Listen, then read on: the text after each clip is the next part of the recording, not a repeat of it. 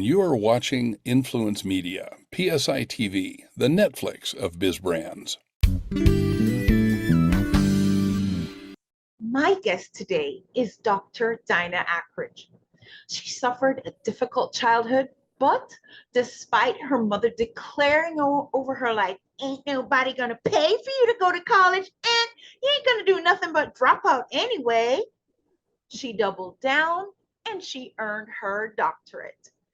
Finding a disparity in the number of African American doctoral students, she created elite editing and writing services to assist other African American doctoral students get through their doctoral journey.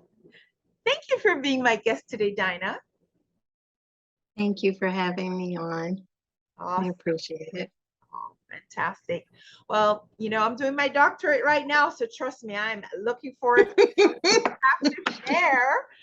We're here. So Dinah, just tell us a little bit about that offer, your writing service. Who exactly are you serving, and what is the solution that you offer?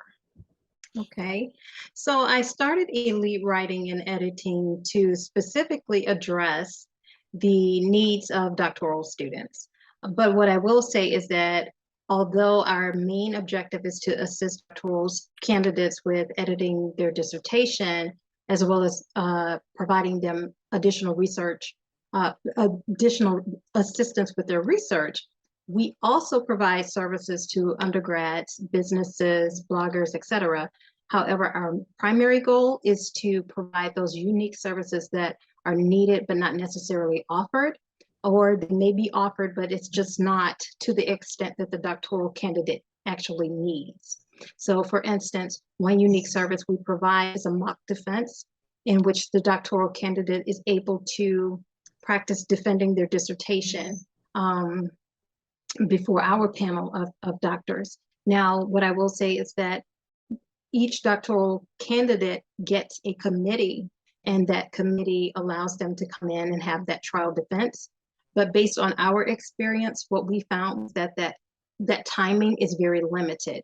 I had additional questions, for instance. The feedback was just not as comprehensive as I needed it to be, or there just wasn't time for it. So things always seemed a bit rushed. Well, our service is a little bit different in that we afford you that extra time you need, that Q&A session that you may want.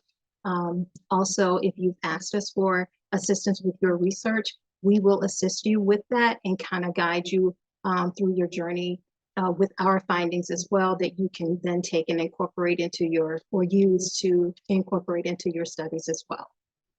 And another service we offer is you're comparing your own doctoral experience with the dissertation committee is what you're talking about, yes? Correct.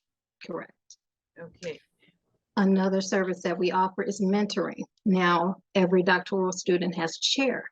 However, what we found was that the chair is often limited in how much time they can spend with you or how much attention they can give to your individual project. So our panel works with you, providing you that extra feedback, that extra time, like I said, the assistance with your research. And then we stay with you beyond your doctoral journey as long as you need us. So it's not okay, well, you have your doctorate now, so we're done. It's not that. After you get your doctorate, you will need that extra support. And so our service is there to kind of be with you and guide you through, that next phase, whatever that may be, mental, career-wise, we're here to support. And I do my research, I realized that your team is actually a group of other African American, understand it correctly, second to your stepsister. You managed to focus, this whole thing about education. Your mother declared a curse of sorts on you. She believed you'd drop out, you wouldn't even earn that doctorate that you dreamed of. You mentioned this support, and while I think family support does make the path easier, what gave you the strength to push through to your doctorate? Because there is someone listening to this show right now that is suffering in their life through a hardship, through a lack of support, And to hear that yet you actually made it may just, help them tap into an energy and a motivation to get on the other side of the experience. Yeah, so first, absolutely. So I will say that first off, I know that it was the Lord that brought me through. If it had not been for my Lord and Savior Jesus Christ bringing me through, I would not have made it. And then he blessed me with a very supportive and loving husband. I thank God for my husband, very grateful for him. Having that, I would hear people talk about a strong support system. My strong support system was my husband and the Lord. And I had colleagues in my program who were, really struggling, and they didn't have that extra support. And so we would have to rely on each other. So you will have to have that support even during that program, but also using my daily hurts, whatever they may be, my past rejections, the fact that people didn't want and still don't want me to have this level of education. Those are the things that compelled me to keep moving forward. And, and I hold no grudge against my mother. I guess she was just going with, whatever anybody said to her. Who knows what all hurts she faced. So I forgive her and I love her regardless, but I could not allow those negative words that were spoken, which I do believe caused me to struggle for years to even get through school, but I still made it through. I couldn't allow that to just make me get to the point where I would just quit and wouldn't keep going forward. I had to see myself for who I felt I was or I am. I had to know, in other words, I need to know, you have to know your own self-worth. And understanding and knowing my own self-worth and believing in myself, because if you don't believe in yourself, no one else will. If you don't value yourself, it doesn't matter how many people tell you how great you are, you still won't go on and accomplish. So just knowing your own self-worth, that played a big part in how I continued pursuing and got to the end of my doctoral journey. It wasn't easy, but I got there.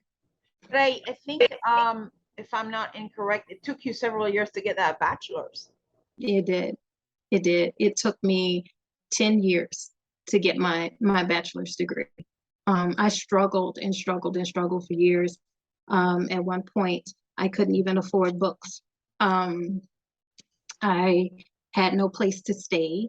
I was virtually homeless at one point, just trying to struggle because, I didn't have a suitable place to live. Even the place that I was living in, they've torn it down.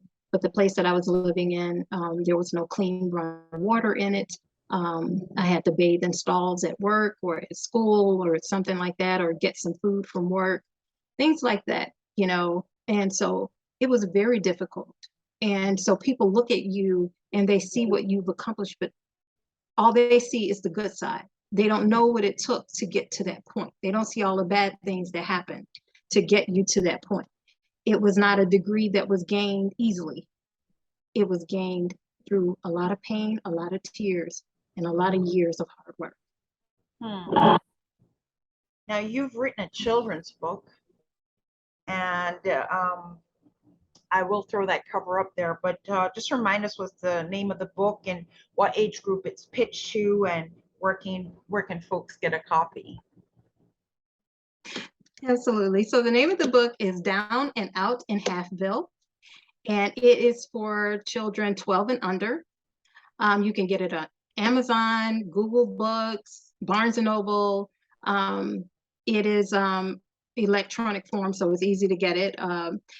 And so it's a book on morals, really about half doing everything.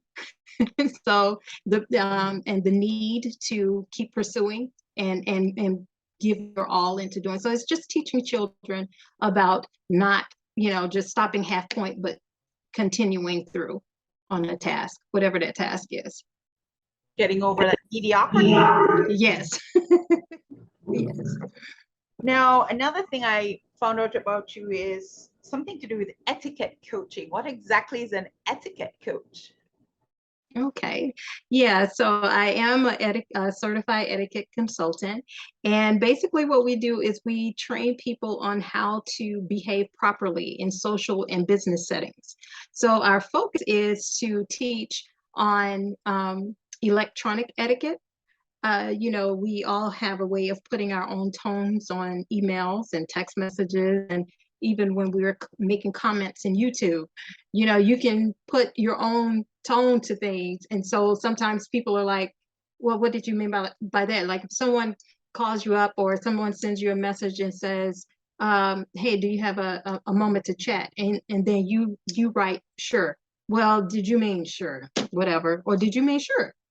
So it's understanding the impact that your message has when you hit that send button, the proper way of putting that message out there. Now, sometimes you don't care, you mean it the way it comes across, but we just teach you to think through it a little bit more and put a little bit more grace on that. I don't always do it, I will admit that, but it doesn't mean I don't know how. So that's what we teach people to do. Okay, so it's not how to curtsy and not that kind of etiquette, right? All right, Dr. Dinah. No, we are focusing on electronic, and we're gonna get it. We're gonna get into some other things, but right now we're just focusing on writing, solely writing. Okay, so Dr. Dinah Akridge, is there anything else that you'd like to share? Well, the only other thing that I would share is just a little bit of advice for any student out there who's looking to go on and pursue a doctorate. And that is, if you ever find yourself filling out that application, you say you're going to move forward in pursuing your doctorate, to know the topic that you are going to do your research on. And whatever you do your research on, make sure you're passionate about it. Because if you're not passionate about the topic, your research is going to be just that much more difficult. If you don't know the topic that you're going to focus on, then the journey can be that much longer. So you want to know what topic you're going to research. Now, some people will say, oh, you can, just think about that later. I would not advise that, but you have to do what works for you. The other thing is anticipate the struggles or the fact that not everybody will celebrate you once you do achieve your doctorate. I had a friend of mine to tell me how people just, did not want to receive the fact that she'd gotten her doctorate. And even one of our former co-workers was very dismissive of her doctorate. And, he told her, well, I'm not going to call you doctor. And so, and it was just, we were taken aback by that, because it was like, what is the issue?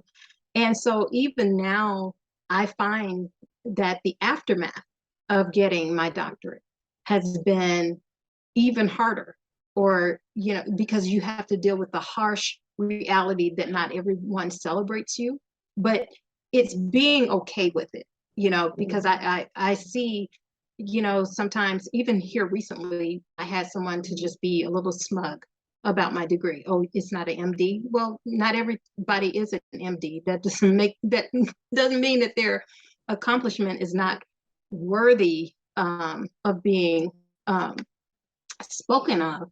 But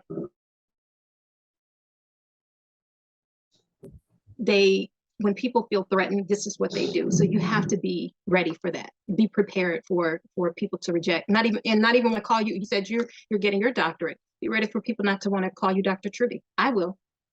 So you're in good company, because Jesus, when he was in his own hometown, they're like, aren't you Joseph's son?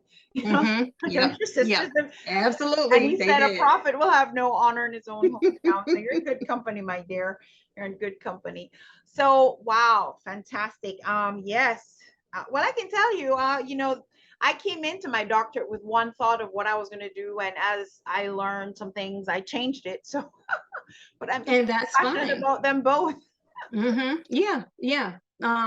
Because I did the same thing. I came in with one mindset. I was going to just focus on change management. I feel, and I still feel, that there needs to be some revamping to change management. But then I started seeing issues in society as far as empathy having taken a backseat in our society. And I wanted to know why that is. And so I began doing research on empathy, altruism, and servant leadership, and how we can take those and blend them so that students will learn to be a little bit more compassionate when it comes to others, a little bit more helping, and kind of reduce, if not eliminate, that self-entitled behavior, because we live in a very elitist society and people are very, very self-absorbed. So I wanted to find characteristics that would help to eliminate that, if not, you know, or at least diminish it a little. Well, not a little, but hopefully a lot. So that's, you know, so just seeing the day-to-day reactions of people, how people treat each other, that's really what changed my research, my idea. So that can happen as well. Yeah. All right, so there you have it, Dr. Dinah Akridge. She's my fantastic guest today, and you can find her at eliteeditingwriting.com, and that will be in the credits. So you can absolutely make sure you're spelling that correctly. And if you are a student, she does help the undergrads, but especially a graduate student, and you're going to need a little bit extra than what the school's going to afford you in terms of assistance from your coach and your committee, and you help with your doctorate, your dissertation, and feeling confident as you deliver it. Dr. Dinah Akridge is my girl. All right, lady, it was fun talking to you today. Thank you, Trudy.